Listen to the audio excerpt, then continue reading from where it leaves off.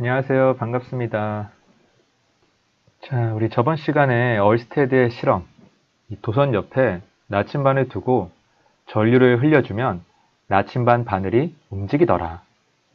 여기에서 마그네틱 필드의 원천이 전류, 움직이는 차지가 아닐까? 라는 합리적인 의심을 해볼 수 있었고요. 그래서 실험을 했어요. 나침반 위치도 다르게 해보고, 전류 크기도 다르게 해보고 하면서 이 도선 조각 DS에서 R 방향 세타 각도로 거리 R만큼 떨어진 곳에 형성되는 마그네틱 필드의 크기와 방향을 식으로 표현해 봤더니 이렇게 되더라. 자, 근데 이거는 도선 조각이 형성하는 마그네틱 필드잖아요? 그럼 도선 전체가 형성하는 마그네틱 필드는 어떻게 되겠어요? 적분하면 되지?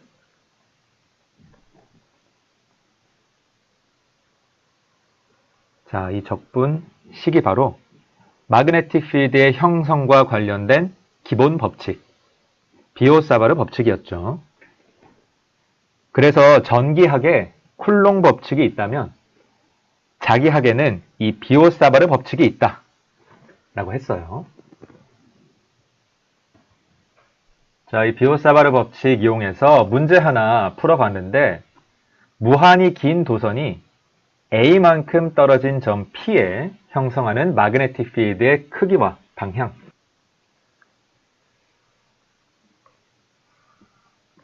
이게 결과였지? 자, 오늘은 이런 도선 주변에 형성되는 마그네틱 필드와 관련된 현상과 법칙 몇 가지 더 살펴보도록 하겠습니다.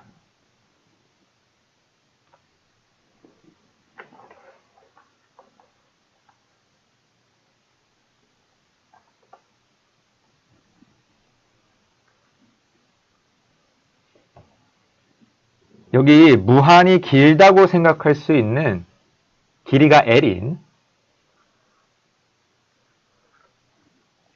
도선 두 개가 위아래로 평행하게 놓여 있어요.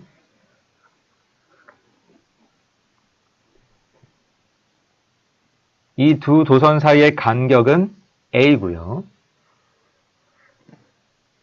위쪽 도선에는 전류 I1, 아래쪽 도선에는 전류 I2가 흐르고 있대요. 둘 다 오른쪽으로 흐르네. 자, 이때 아래쪽 도선 2번 도선이 위쪽 도선 이 1번 도선에 작용하는 힘 F1을 구하라고 했어요.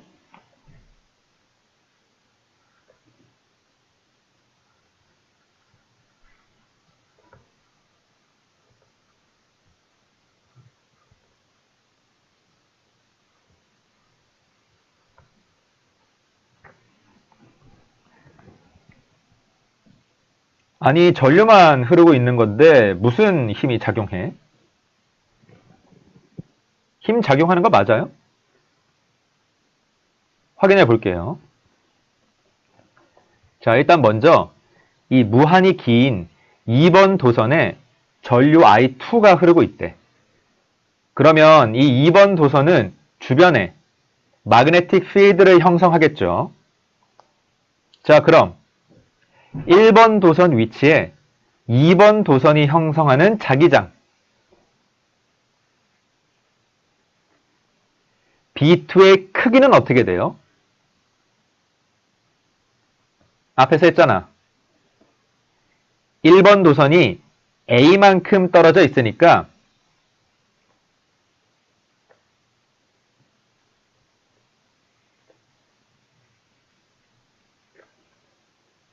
이렇게 되겠지.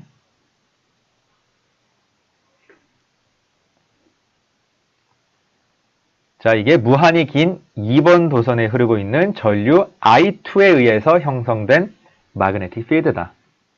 방향은 어떻게 돼요?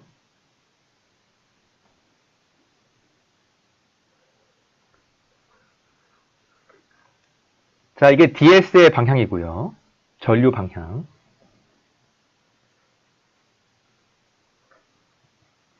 이게 R 방향이지?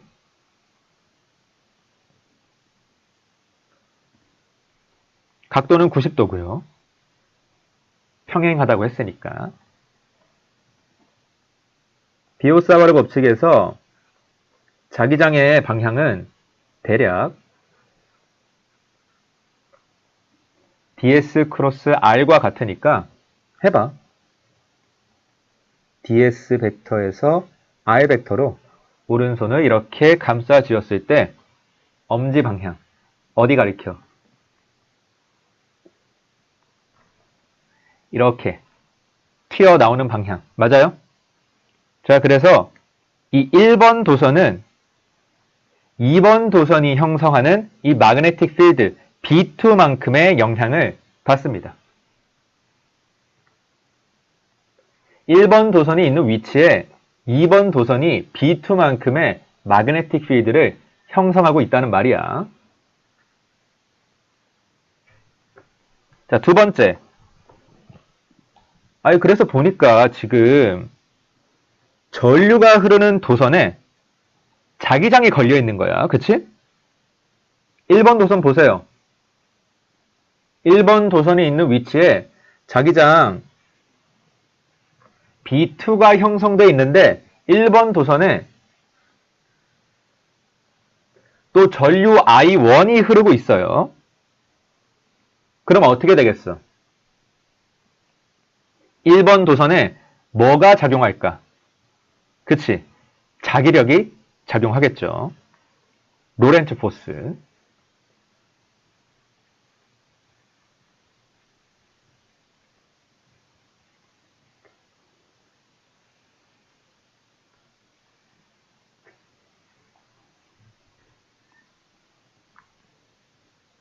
자기력은 I, L 크로스 B다. 여기서 1번 도선이 받는 자기력의 크기와 방향 계산해보면 어떻게 돼요? 자, 지금 1번 도선에 전류 I1 흐르고 있죠? 1번 도선에 L 벡터 크로스. 자, 1번 도선이 있는 위치에 형성되어 있는 마그네틱 필드 뭐라고? B2. 자, 이렇게 된다.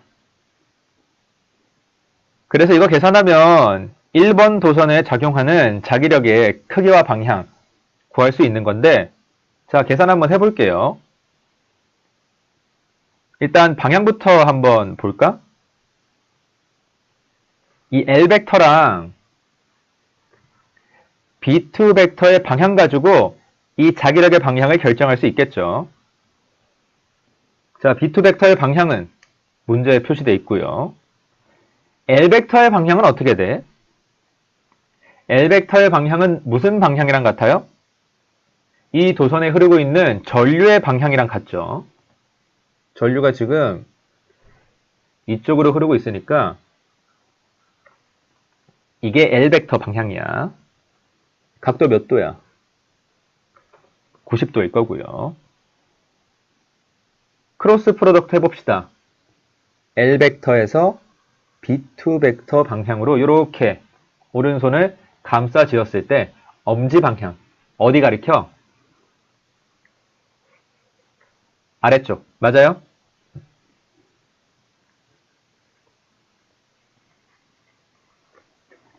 자, 그래서 1번 도선의 경우에 L 벡터랑 B2 벡터가 이런 식으로 수직하기 때문에 크기는 I1 곱하기 전선의 길이 L 곱하기 마그네틱 필드의 크기 B2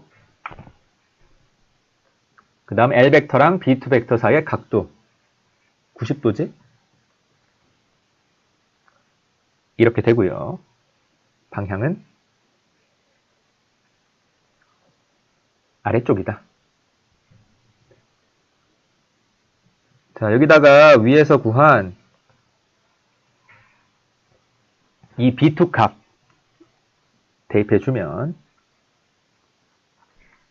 1번 도선에 작용하는 자기력의 크기는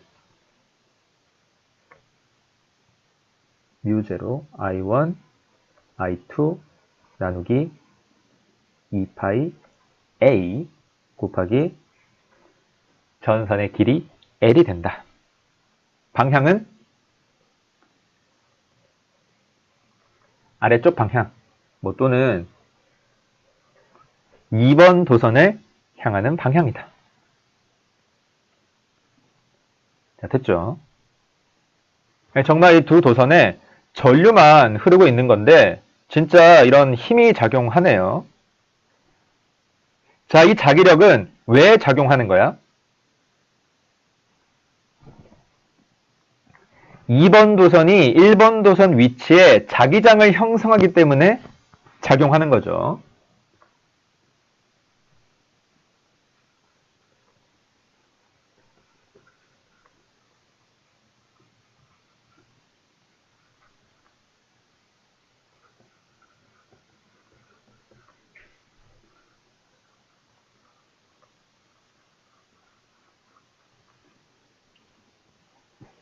결국 이 힘은 누가 누구한테 작용하는 것이다? 2번 도선이 1번 도선에 작용하는 것이다.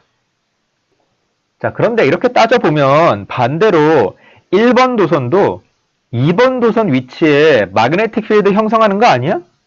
그치? 아니 1번 도선에 흐르고 있는 이 전류 I1도 주변에 마그네틱 필드를 형성할 수 있을 거 아니야? 그러면 1번 도선도 2번 도선에 자기력을 작용하겠네. 이게 1번 도선이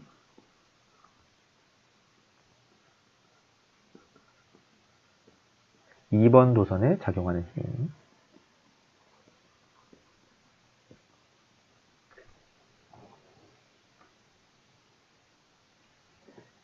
자, 이 힘을 F2라고 하면 이 F2의 크기와 방향은 어떻게 돼요? 처음부터 다시 똑같은 방법으로 계산할 수도 있지만 우리는 역학 다 배웠잖아? 이럴 때 쓸 수 있는 거 뭐 있어요?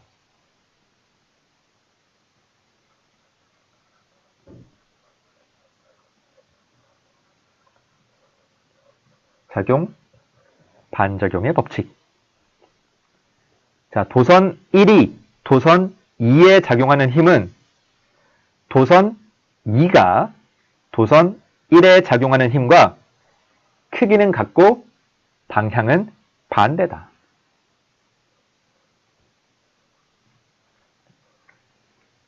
F2는 마이너스 F1이다. 자, 그래서 F2의 방향이 어떻게 된다는 거야?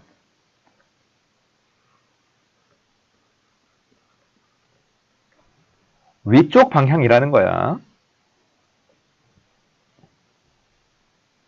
크기는 F1이랑 같고요. 결국 이 두 도선은 서로 어떻게 하는 거예요? 잡아당기는 거지, 그치?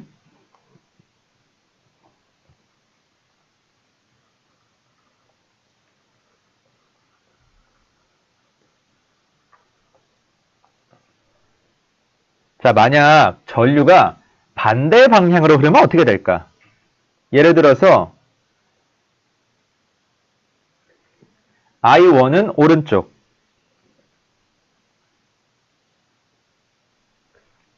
I2는 왼쪽으로 흐르는 경우에 자, 이때 크기에 영향이 있어요? 없지? 방향만 반대가 되는 거잖아.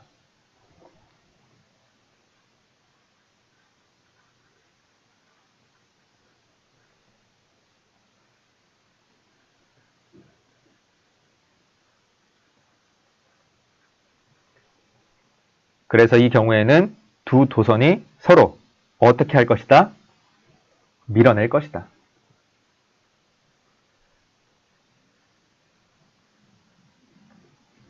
신기하지? 자, 정말 그런지 실험 영상 한번 같이 볼게요. 자, 왼쪽 도선에는 위쪽 방향의 전류가, 오른쪽 도선에는 아래쪽 방향의 전류가 흐른다고 했을 때 어떻게 되냐? 이렇게 서로 밀어내게 된다.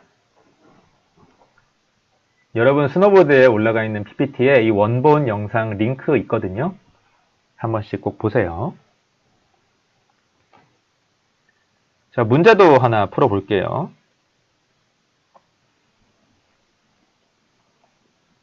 전류가 흐르는 두 도선 사이에 작용하는 자기력이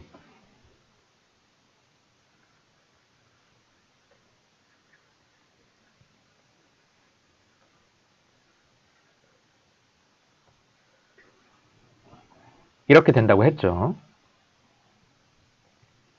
I1, I2는 두 도선에 흐르고 있는 전류, A는 두 도선 사이의 거리, L은 도선의 길이.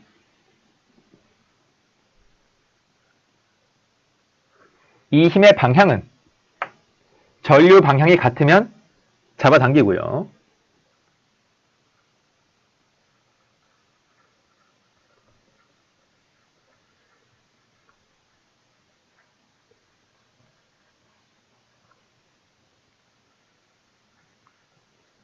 반대면 밀어낸다.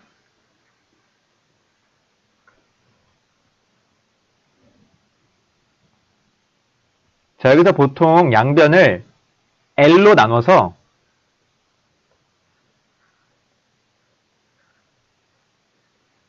도선의 단위 길이당 작용하는 힘을 계산을 해요.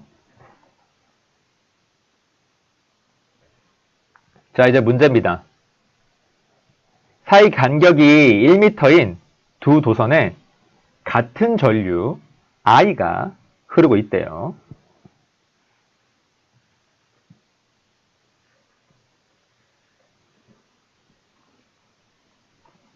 이 두 도선 사이에 작용하는 단위 길이당 자기력이 2 곱하기 10의 마이너스 7승 뉴턴 퍼 미터일 때 도선에 흐르는 전류 I의 크기를 구해라 라고 했어요.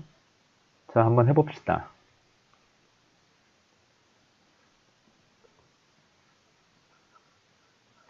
근데 뭐 식이 다 주어져 있어가지고 대입만 잘 하면 되겠네요.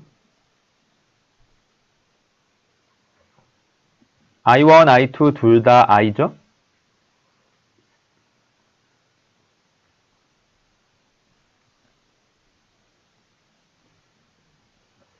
뮤 제로가 4파이 곱하기 10의 마이너스 7승 테슬라 미터 퍼 암페어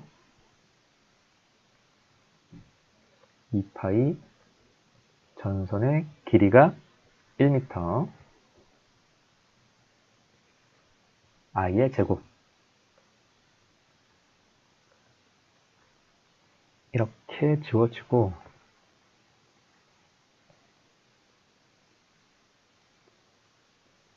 2 곱하기 10의 마이너스 7승 2 곱하기 10의 마이너스 7승 지워지지?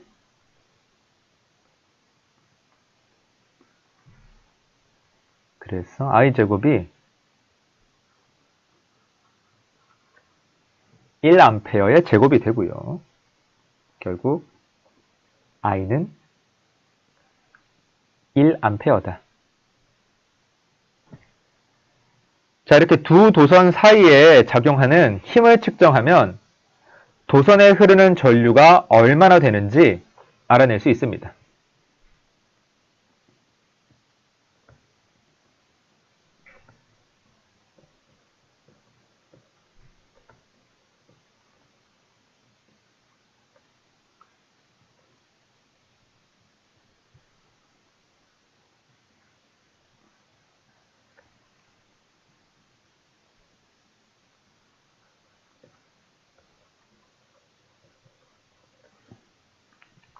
자, 이게 옛날 전류계의 원리예요.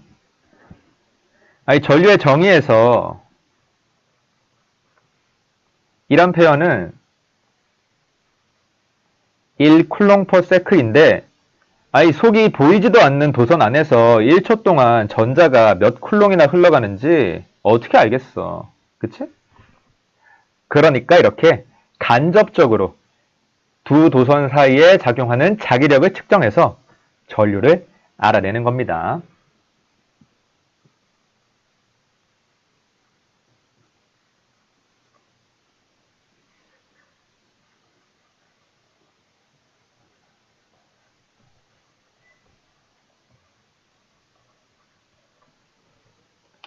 자, 됐고.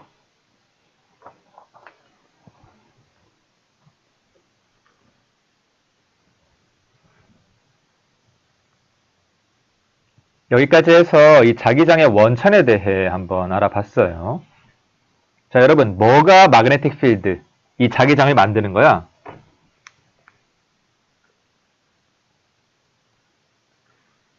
도선에 흐르는 전류가 마그네틱 필드를 형성한다.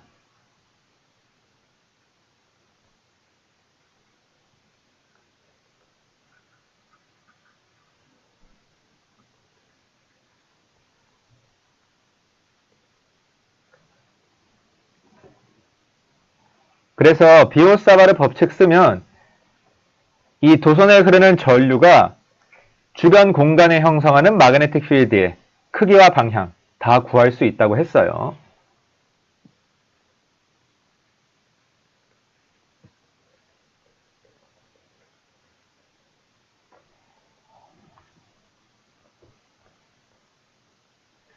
자, 크기는 여기 세타, 각도에 주의해서 잘 구하시면 되고요. 이 마그네틱 필드의 방향은 어떻게 된다고 했죠? 이런 전선을 둘러싸는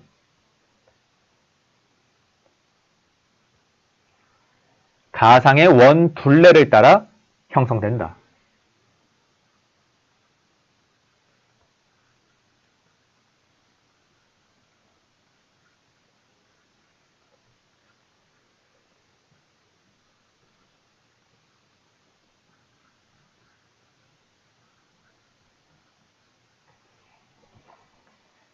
여기에 착안해서 전류 I가 흐르는 도선이 주변에 형성하는 자기장의 방향을 쉽게 알아내는 방법이 있습니다. 여기 오른쪽 그림에서 전류 방향으로 오른손 엄지를 뒀을 때 나머지 손가락을 감싸쥐는 방향으로 자기장이 형성이 돼요. 맞지?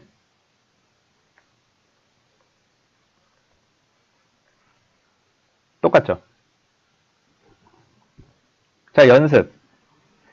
이렇게 화면을 뚫고 나오는 방향으로 전류가 흐르는 경우에는 어떤 방향의 마그네틱 필드가 형성이 될까? 엄지를 전류 방향으로 두면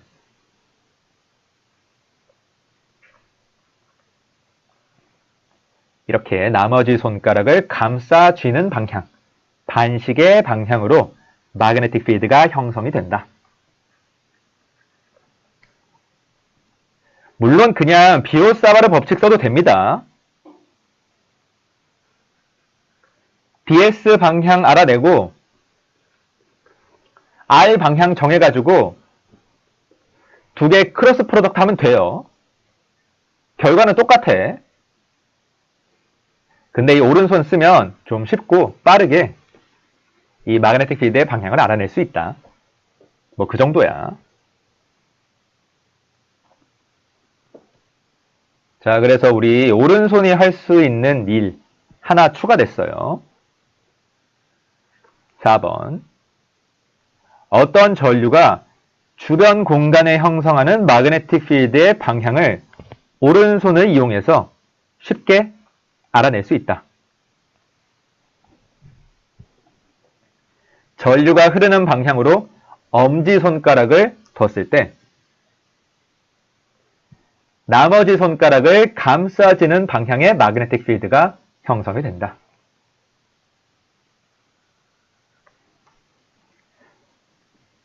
물론 좀 전에도 얘기했지만 이거 꼭 쓸 필요는 없습니다. 그냥 비오사바르 법칙에서 알아내도 아무 상관없어요. 자, 그런데 이렇게 하는 게 많이 편하긴 하다. 자, 꽤 쓸모가 많으니까 잘 정리해 두시고요.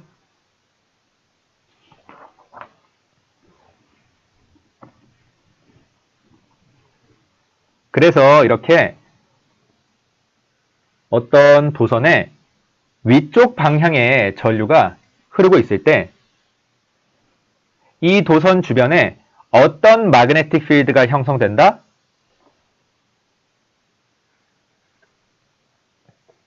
이렇게 전류를 둘러싸는 형태의 마그네틱 필드가 형성된다. 자, 이걸 좀 더 구체적으로 살펴볼게요. 어떻게 둘러싸고 있을까? 자, 이 전류에서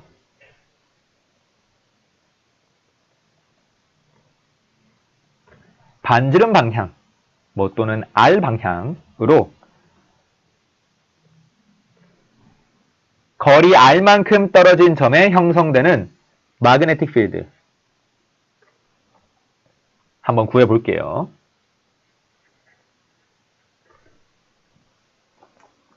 자, 무한히 긴 도선이라고 하면 이 마그네틱 필드의 크기는 어떻게 되겠어?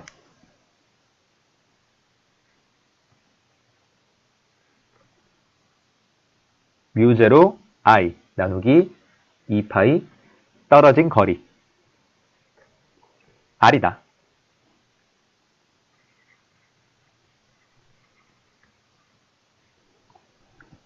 앞에서 한번 구해놨던 거 잘 써먹고 있지. 방향은 어떻게 돼요?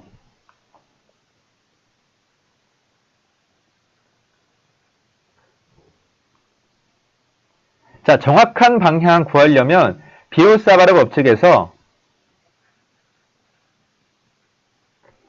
ds 크로스 r 이거 계산해 봐야지. 그치? 자, ds의 방향은 전류 방향이고요. 위쪽 방향. r 방향은 반지름 방향. 그치? 그러면 이거 크로스 프로덕트 해봐. ds에서 r 벡터 방향으로 오른손을 감싸쥐었을 때 엄지가 가리키는 방향. 요런 방향이 되겠죠? 자, 그러면 여기서 이 마그네틱 필드 벡터랑 반지름 방향 벡터, R 벡터 사이 각도가 몇 도예요? 90도지? 왜? 아니, ds 크로스 r의 결과가 이 b 벡터인 거니까 당연하지, 그치? 자, 그런데 여러분, 이 r 벡터가 무슨 방향이라고?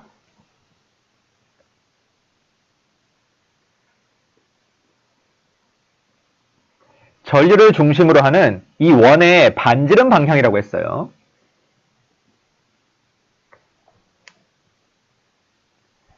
그러면 이 마그네틱 필드는 이 반지름 방향이랑 수직하다는 말이네. 다시 말하면 마그네틱 필드의 방향. 어떤 방향이 된다? 원의 접선 방향이 된다.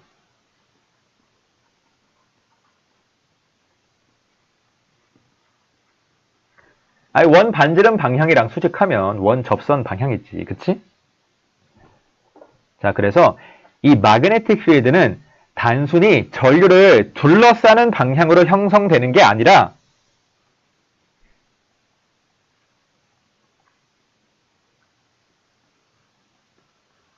전류를 중심으로 하는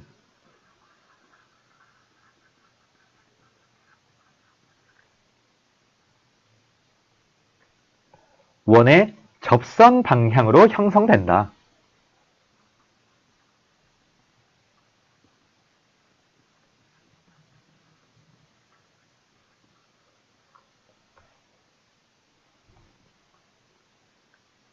자, 이 접선 방향인 게 중요합니다. 잘 기억해 두시고요. 여기서 잠깐 옛날 추억. 이거 뭐예요? 가우스 법칙이지. 가우스 법칙의 의미가 뭐였어? 어떤 차지 Q를 둘러싸고 있는 닫힌 서페이스 A를 통과하는 일렉트릭 필드를 다 합치면 항상 어떻다? 일정하다. 분수 생각하면 된다고 했어요. 자, 그럼 비슷하게 이 전류 I를 둘러싸고 있는 이 원,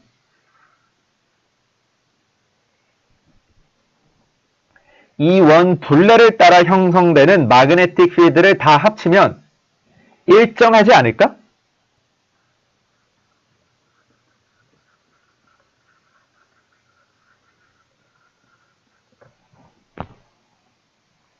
그럴듯하죠?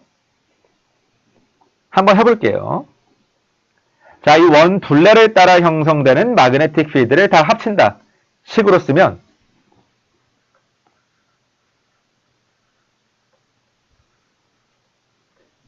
이렇게 될 거고요. 이 마그네틱 필드를 원 둘레 조각을 따라 다 더해주는 거야. 이 dl 벡터는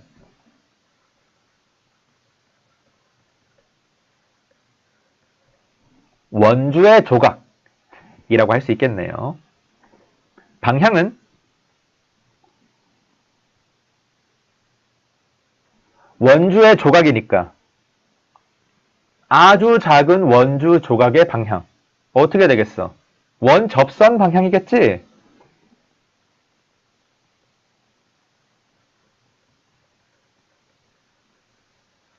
아주 작은 원주 조각이면 얼핏 보기에 직선처럼 보일 거 아니야, 그치? 자, 마그네틱 필드의 방향은 어떻게 된다고 했어요? 아까 원의 접선 방향이라고 했거든요.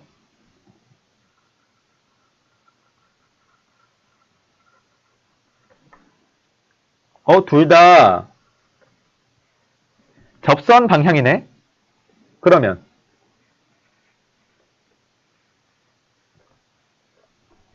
B.dl 계산해보세요. 뭐 나와?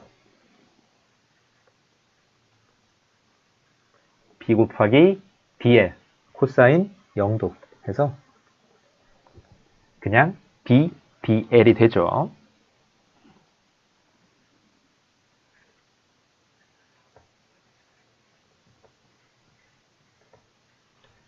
그래서 적분이 별로 어려울 것 같지 않아요.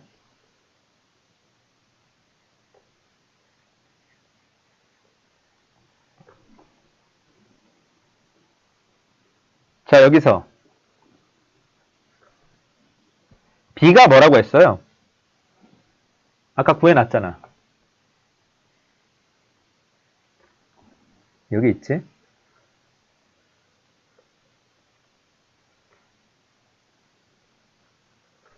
뮤제로 I 나누기 2파이 R dl. 자, 여러분이 원주의 조각의 위치에 따라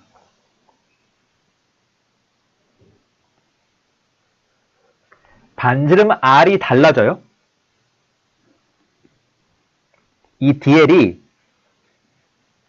여기 있을 때, 여기 있을 때, 뭐 아니면 여기 있을 때 반지름이 달라? 아니지? 왜? 아, 이거 원이잖아. 어떻게 반지름이 달라지겠어? 그치? 그래서 이 원주상에 형성되는 마그네틱 필드의 크기는 원주 조각의 위치에 따라서 달라지지 않습니다.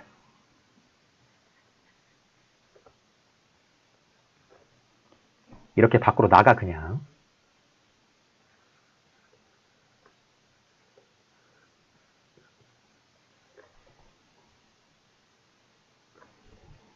자, 이 적분 계산하면 뭐예요? 원주 조각을 원주를 따라서 다 합치래. 그럼 뭐 나와? 아니 당연히 원주 나오겠지. 그치? 2파이 R이 된다. 요렇게 지워지고 어때요? 진짜 일정한 상수가 나오죠.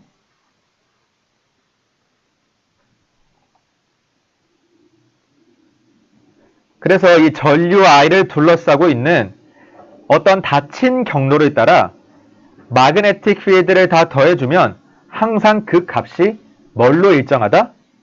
뮤 제로 곱하기 I로 일정하다. 자, 이게 바로 암페어 법칙입니다.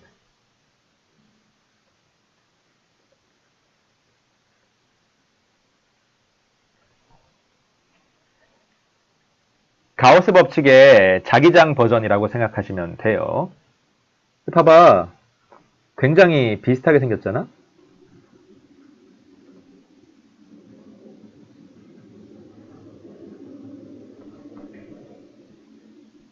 물론 마그네틱 필드 경우에는 이게 일렉트릭 필드처럼 면적분이 아니라 선적분이라는 차이가 있긴 하지만 뭐 어쨌든 다 합쳐봤더니 그 값이 일정하더라. 이건 똑같은 거 아니야?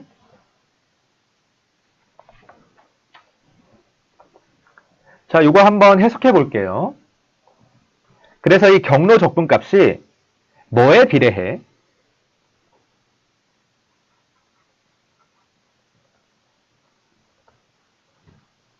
I에 비례하죠? 전류가 크면 주변에 형성되는 마그네틱 필드도 크다는 거야. 여러분 가우스 법칙은 뭐에 비례했어요? 차지 Q에 비례했죠? 아이 그럴듯해 아주. 자, 이때 비례상수가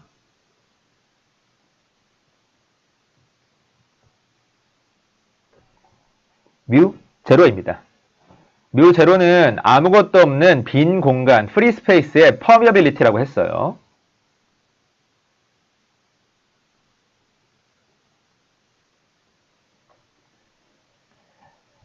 자, 만약 이 전류 주변 공간이 퍼미어빌리티가 큰 물질로 채워져 있으면 같은 전류 I에 대해서 더 큰 자기장이 형성이 되는 거지. 자, 그리고 우리 비오사바르 법칙 만들 때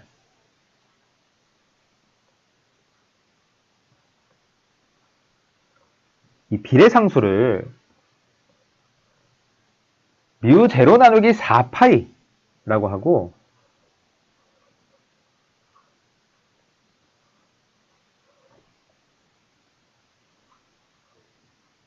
뮤 제로를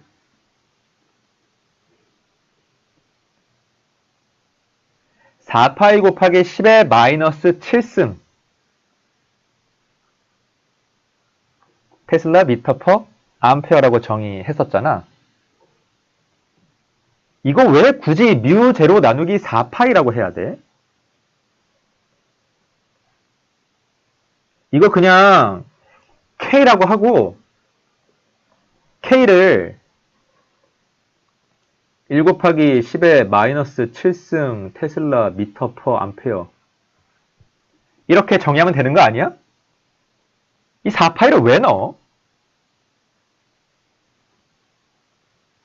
왜 굳이 이렇게 했는지 그 이유가 여기에 있는 겁니다.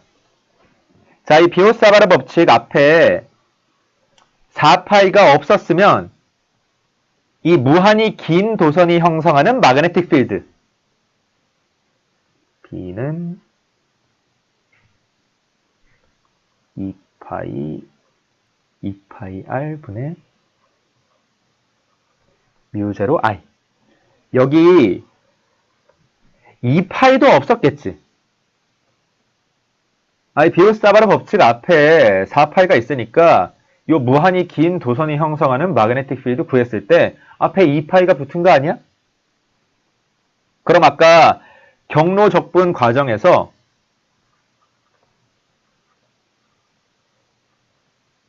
뭐 어쩌고 저쩌고 할 때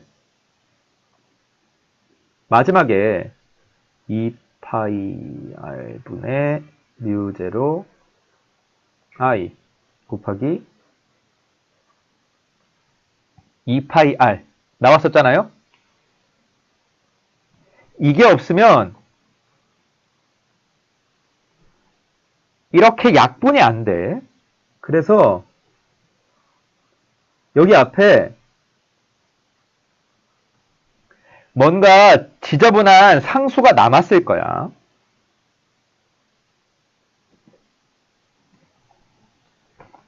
자, 이 상수가 깔끔하게 딱 떨어지도록 만들기 위해서 이 비오사바르 법칙 앞에 이런 비례상수를 넣어준 거예요. 굳이 μ0 나누기 4파이 라는 비례상수를 정해준 거야. 여러분이 선인들의 깊은 뜻을 알겠어요? 이렇게 깔끔하게 쓰고 싶어서 μ0를 이런 식으로 정한 거다. 자, 이제 마지막. 이 암페어 법칙이 경로의 모양에 따라 달라질까? 가우스 법칙 어땠어요?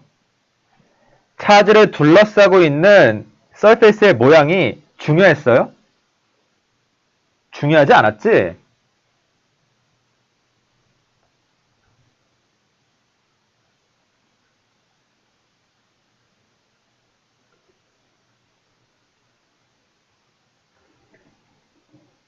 이거 우리 마음대로 했잖아. 문제 풀기 편한 쪽으로 정해줬었잖아. 그치? 암페어 법칙도 마찬가지입니다.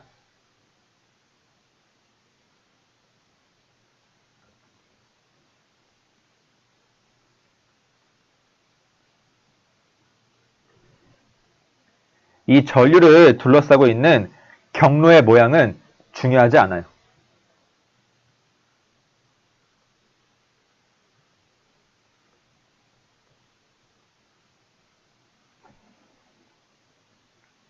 어떤 경로든 이 전류를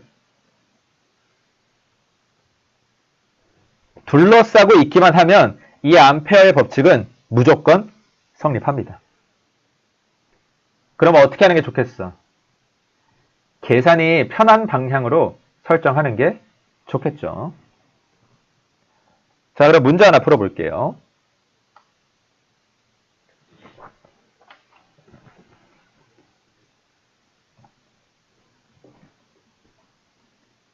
반지름 R인 긴 도선에 전류 I가 흐르고 있는데,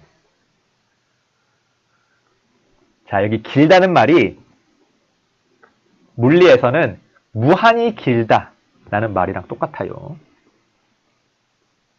그냥 길다고 하면 무한히 긴 거야.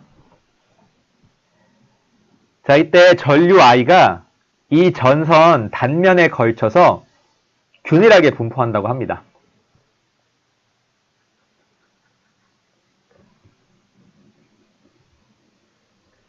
이게 무슨 말일까? 다시 말하면 요 위치나 뭐 이 위치나 이 위치나 똑같은 전류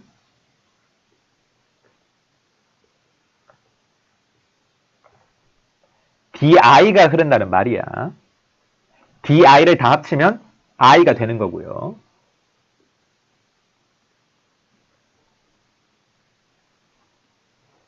뭐 전선 중심부에서는 전류가 좀 많이 흐르고 전선 가장자리에서는 적게 흐르고 그러지 않아요. 자, 이때 이 도선 중심에서 작은 알만큼 떨어진 곳에 형성되는 자기장의 크기를 구해보라고 하는데 조건이 있네. 첫 번째, 이 작은 알이 도선 반지름보다 큰 경우. 두 번째, 반대로 이 작은 알이 도선 반지름보다 작은 경우. 1번이 이제 이 도선 외부, 2번이 도선 내부에 형성되는 마그네틱 필드의 크기와 방향을 구해봐라. 뭐 이런 뜻이 되겠네요. 자, 그럼 먼저 1번.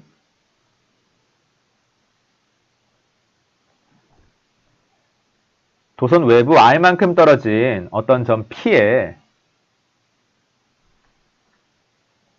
이 도선에 흐르고 있는 전류가 형성하는 마그네틱 필드 구해보래요. 제일 먼저 생각나는 법칙 뭐야? 마그네틱 필드 구하라고 하니까. 그치? 비오사바르 법칙.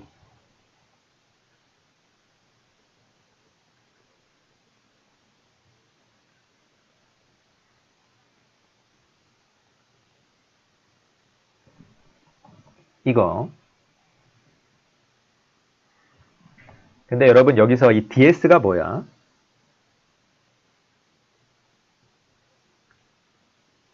전선 조각이지. 이렇게 부피가 있는 전선 어떻게 쪼개야 돼? 이거 쪼갤 수 있어요? 뭐 쪼갰다고 쳐봐. 적분해야 되잖아.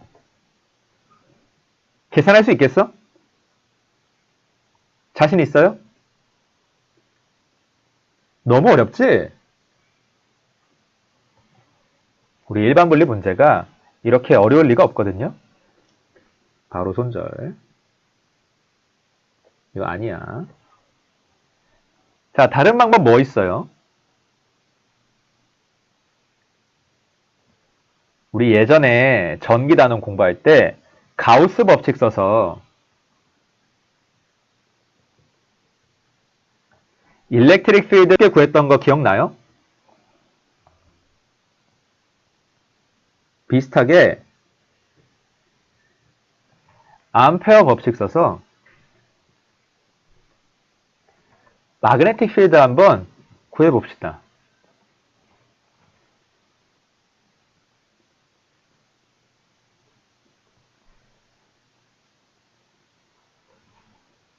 이게 암페어 법칙이고요. 먼저 이 전류를 둘러싸면서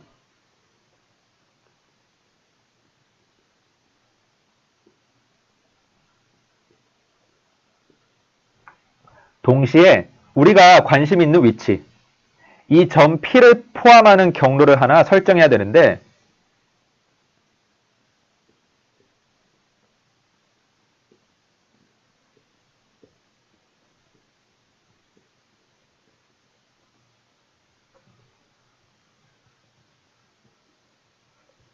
이 경로의 모양, 뭘로 할까? 좀 전에 아무거나 해도 된다고 했죠. 아무거나 해도 된다고 하니까 뭘로 하고 싶어요? 아니 당연히 원이지, 그치? 이거 뭐 별로 하면 풀 수 있을 것 같아요? 뭐 네모로 하면 풀 수 있을 것 같아?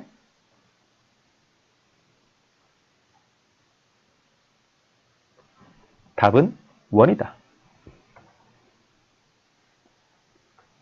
자, 그럼 DL은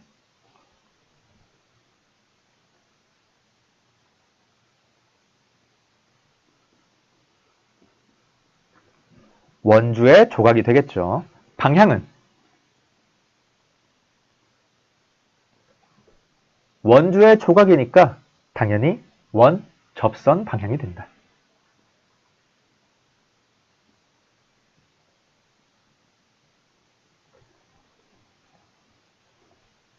자, 그래서 오른쪽 그림에 표시된 것처럼 이런 전류를 둘러싸는 원 모양의 경로를 설정을 해줬습니다.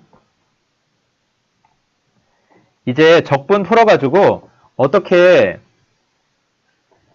이 마그네틱 필드 잘 구해보면 될 것 같은데, 그러려면 이 마그네틱 필드의 방향을 알아야 돼요. 그래야 다 프로덕트 계산할 거 아니야. 여러분 이거 방향 알겠어요?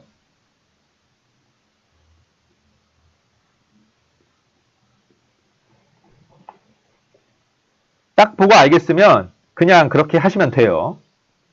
부럽네. 나는 딱 보고는 모르거든. 자, 모르겠으면 어떻게 하냐? 나처럼 쪼개보는 거야.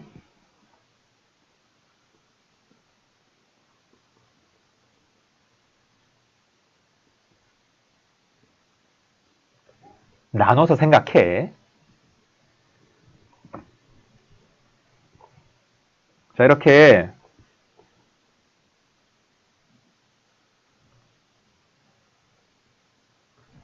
반지름 방향 R에 대해서 대칭인 조각 2개, 조각 1번과 조각 2번 한번 생각해 볼게요. 일단 이 두 조각에 흐르는 전류는 같아.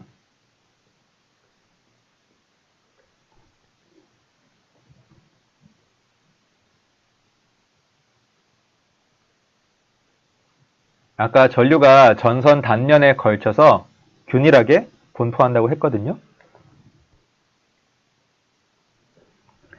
자, 그럼 먼저 이 조각 1번이 점 P에 형성하는 마그네틱 필드 DB1의 방향만 구해볼게요.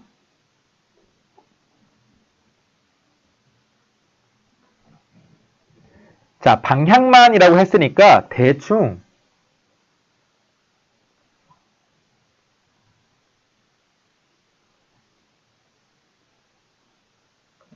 이거 계산하면 돼. DS1 크로스 조각 1번에서 점 P를 향하는 방향. 자, 먼저 이 DS1 방향 어떻게 돼요? 이 조각에 흐르는 전류 방향. 화면을 뚫고 나오는 방향이지. 그치? 자, 그 다음 이 조각 1번에서 점 P를 향하는 방향. 이거는 말 그대로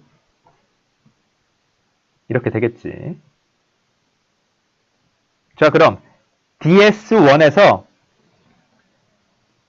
이 1번 조각에서 점 P를 향하는 방향으로 오른손 감싸 쥐어봐. 엄지가 어디를 가리켜요?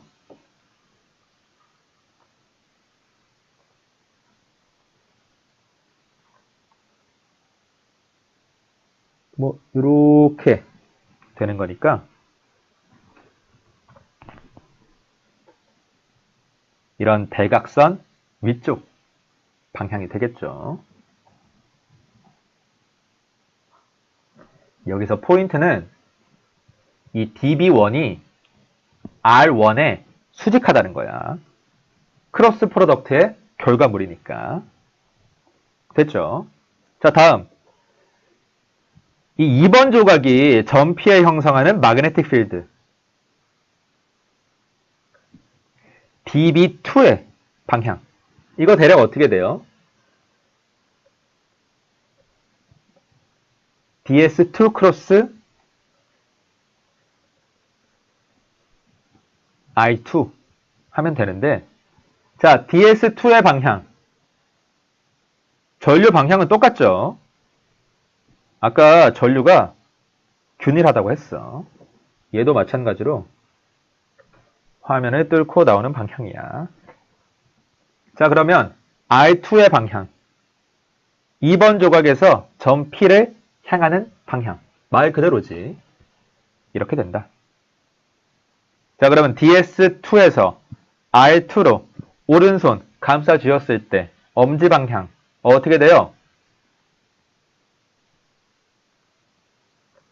이것도 마찬가지로 이렇게 될 테니까 한번 해봐. 이렇게 되겠지? 여기서 포인트는 뭐야? 이 R2 벡터랑 이 dB2의 방향이 수직하다는 거야.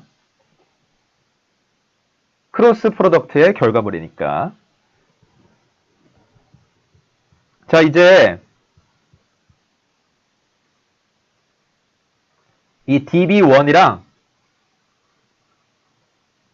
dB2 더해보세요. 이거 더하면 어떤 방향 성분만 남아? 1번 조각이랑 2번 조각 서로 대칭이라고 했잖아? 더하면 이렇게 접선 방향 성분만 남겠죠?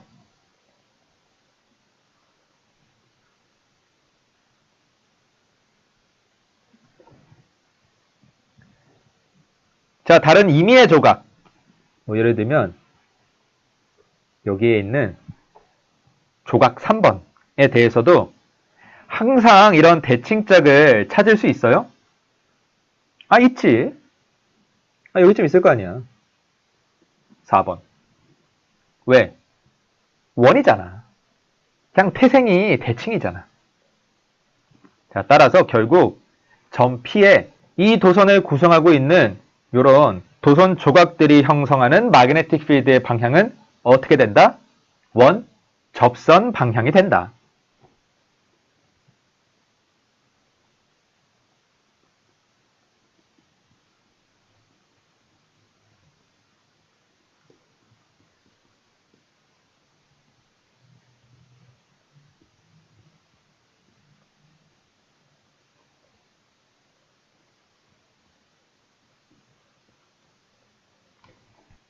여러분 왜 이 문제에서 이런 원형 도선이 주어졌는지 알겠지?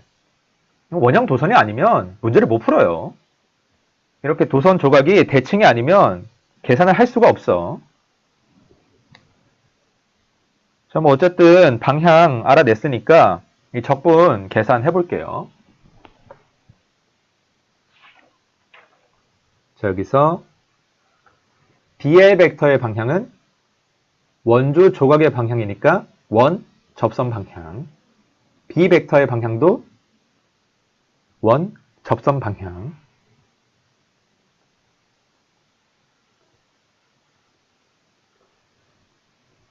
BDL 코사인 0도 해서 그냥 BDL에 대한 적분이 되고요. 자, 지금 이 뒤에 이 원주 조각의 위치에 따라서 마그네틱 필드가 달라져? BL이 여기 있을 때, 여기 있을 때, 여기 있을 때 마그네틱 필드가 어때요? 같죠? 아니 모든 BL이 원점에서 다 R만큼 떨어져 있잖아. 어때요? 이 경로 원으로 설정하기 잘했지? 이거 만약에 네모로 했어봐. 이 조각의 위치에 따라서 마그네틱 필드의 크기가 달라졌겠지. 그럼 이 적분 계산이 어떻게 됐겠어요? 굉장히 어려워졌을 거다. 자, 지금은 다행히 이 DL의 위치에 따라서 마그네틱 필드가 달라지지 않는다고 하니까 밖으로 나가요.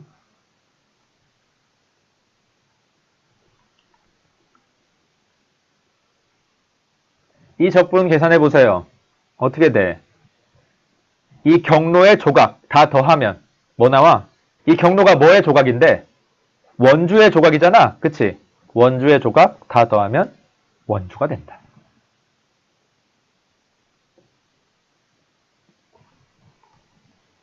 자, 이게 뭐랑 같다?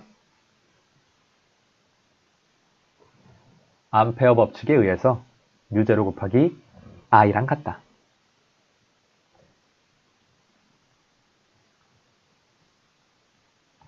결국 이 도선에서 R만큼 떨어진 곳에 형성되는 마그네틱 필드의 크기는 어떻게 된다? U0 I 나누기 2파이 R이 된다. 근데 여러분 이거 뭐랑 똑같아요? 우리 앞에서 본 얇고 두께를 무시할 수 있고,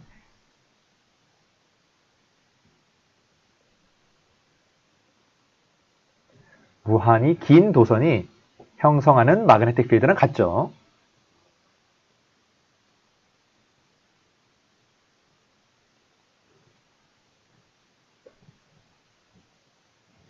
그래서 이 도선 단면이 이렇게 동그란 경우에는 전류가 어디에 모여서 흐른다고 생각할 수 있는 거야?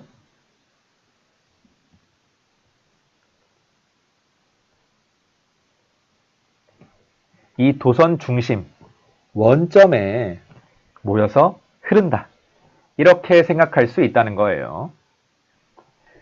자, 이런 비슷한 결과 앞에서도 봤었지. 이런 구형 차지의 경우에 이 차지가 다 어디에 모여 있다고 생각할 수 있었어?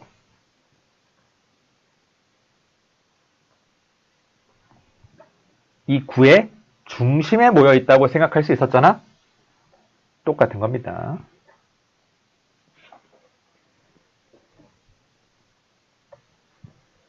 자, 다음 이번에는 점 P가 도선 내부에 있어요. 여기라고 할까?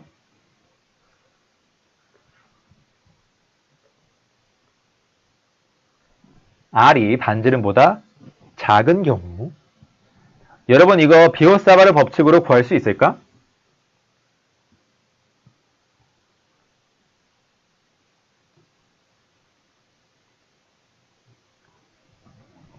아까보다 더 힘들겠지? 그럼 다시 뭐밖에 없어? 암페어 법칙밖에 없다.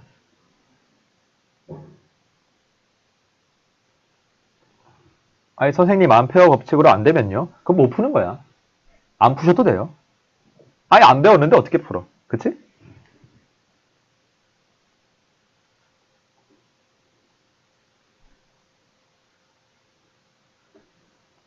자, 암페어 법칙 써주고요. 제일 먼저 뭐 해야 돼? 이 전류를 둘러싸면서 동시에 점 P를 포함하는 경로를 하나 설정을 해줘야 되죠. 이거 모양 뭘로 할까?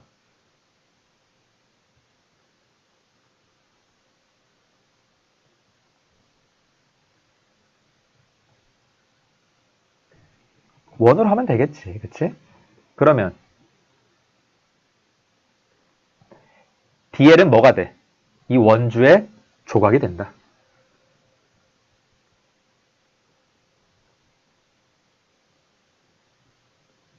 DL 벡터의 방향은 원 접선 방향.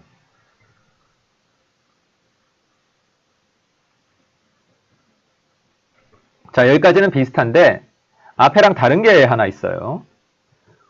우리가 지금 설정한 이 경로가 전류 전체를 둘러싸고 있는 게 아니야. 얼만큼만 둘러싸고 있어요?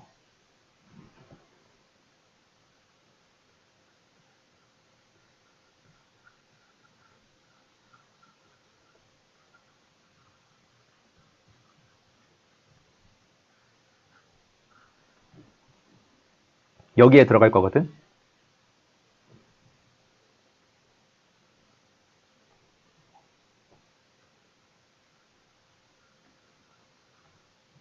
지금 이 전류 I가 도선의 단면에 걸쳐서 균일하게 분포한다고 했으니까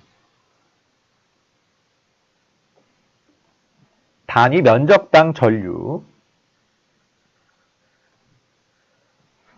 도선의 단면적 분의 I, 여기다가 뭐 곱해주면 돼?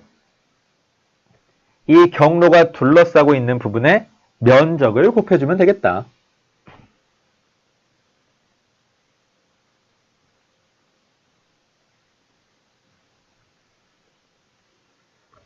파이 작은 r 제곱. 맞죠? 파이 없어지고 반지름 제곱분의 작은 R 제곱 곱하기 I다. 자, 전류가 균일하다고 했기 때문에 이렇게 쓸 수 있는 거예요. 전류가 균일하지 않으면 이렇게 못 써. 그치? 아니, 중심부에는 좀 많이 흐르고 가장자리에는 좀 적게 흐른다.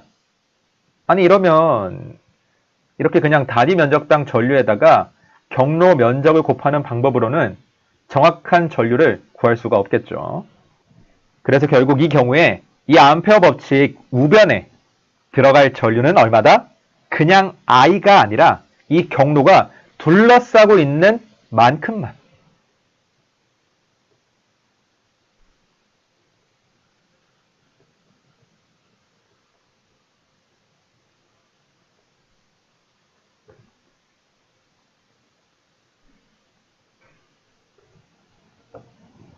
자, 이렇게 되고요.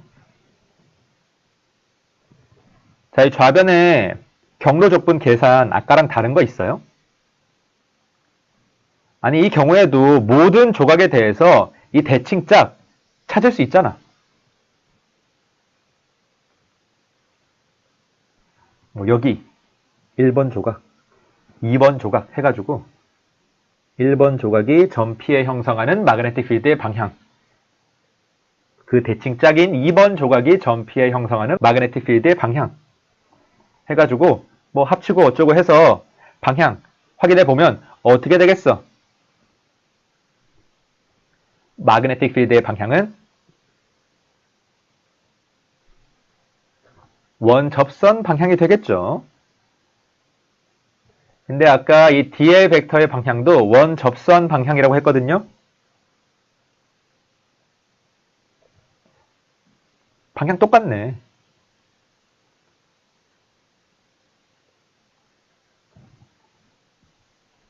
그냥 BDL이 되고요. 코사인 용도가 1이니까, 그치? 자, 다음.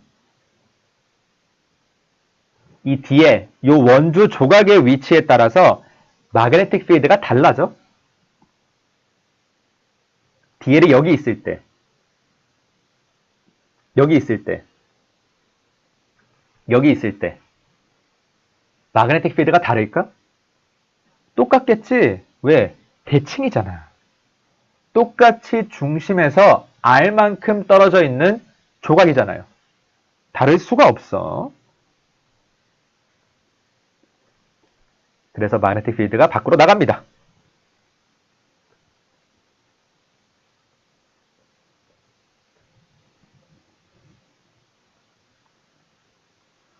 이 적분 계산하면 뭐야? DL이 뭔데? 원주 조각. 자, 원주 조각을 원주를 따라서 다 합치래. 그럼 뭐 나와? 당연히 원주 나오지.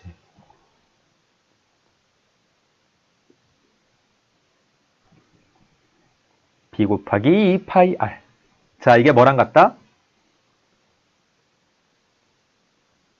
U0 R 제곱 나누기 반지름 제곱 곱하기 전류 I랑 같다.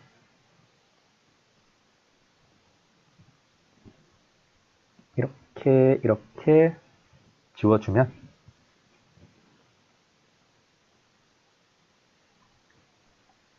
이 도선 내부에 형성되는 마그네틱 필드의 크기는 U0 I 나누기 2파이 반지름 제곱 곱하기 R이다. 자, 그래서 이 B가 R에 대한 1차식이 되네요.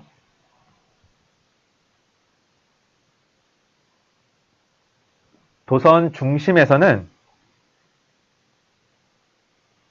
0이고요.